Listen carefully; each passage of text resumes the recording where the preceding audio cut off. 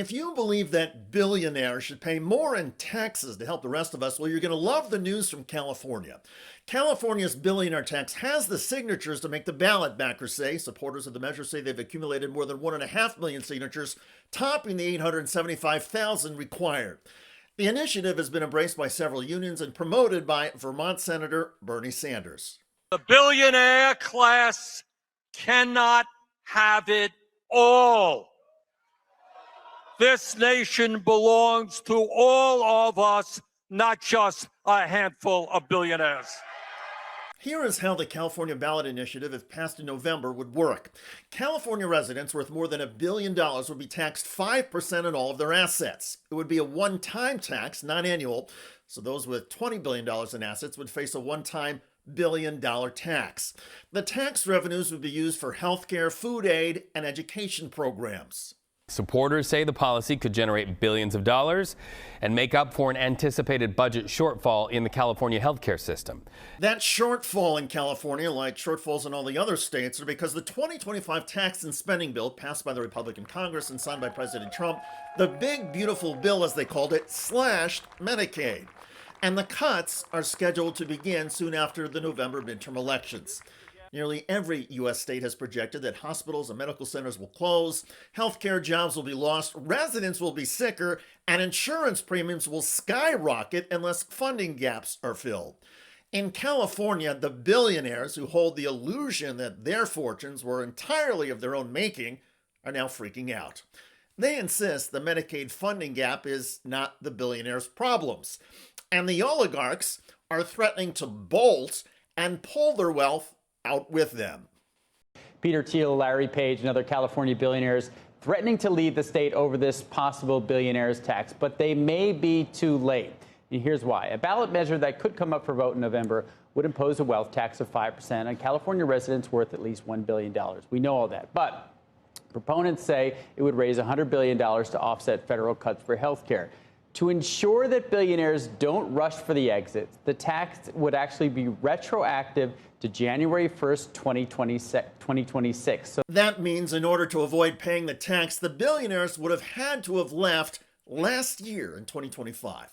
And under existing California laws, in order to avoid paying state taxes, you have to do far more than just pick up and go. You have to have moved your home, your doctors, your bank accounts, your pets, your family photos, your cars, even your country clubs have to have moved. It also helps if you move your business. So doing all of that in the final weeks of 2025 would have been difficult. Translation: to all of the California billionaires threatening to leave now or in the future,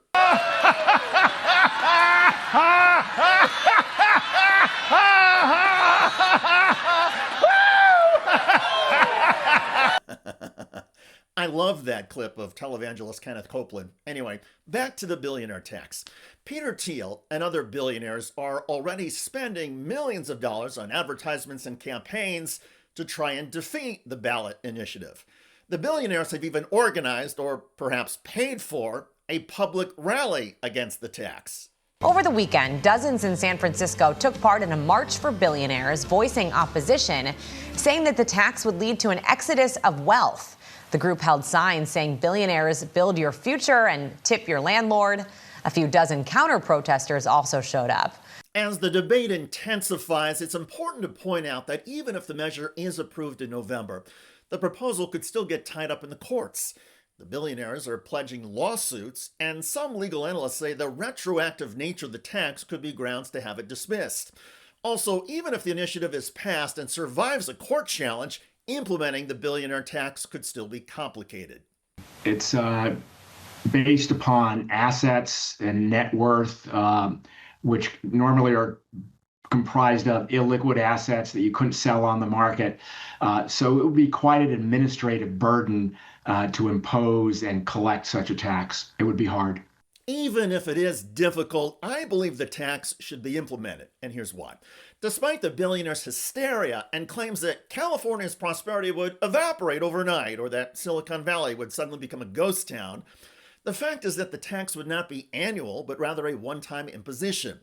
It would be a fleeting inconvenience to people whose balance sheets resemble the GDP of small nations. The idea that billionaires, who have already demonstrated a supernatural tolerance for risk and volatility, would be undone by a single 5% trim is, to put it delicately, bullshit. Secondly, the revenue is not destined for bureaucratic indulgence. It would go instead to healthcare, education, and feeding the hungry, the pillars upon which any halfway civilized society rests. If you believe, as most of us do, that government exists to secure the general welfare, then this tax is not confiscation, it is good housekeeping. Finally, the moral argument we hear from conservatives is absurd.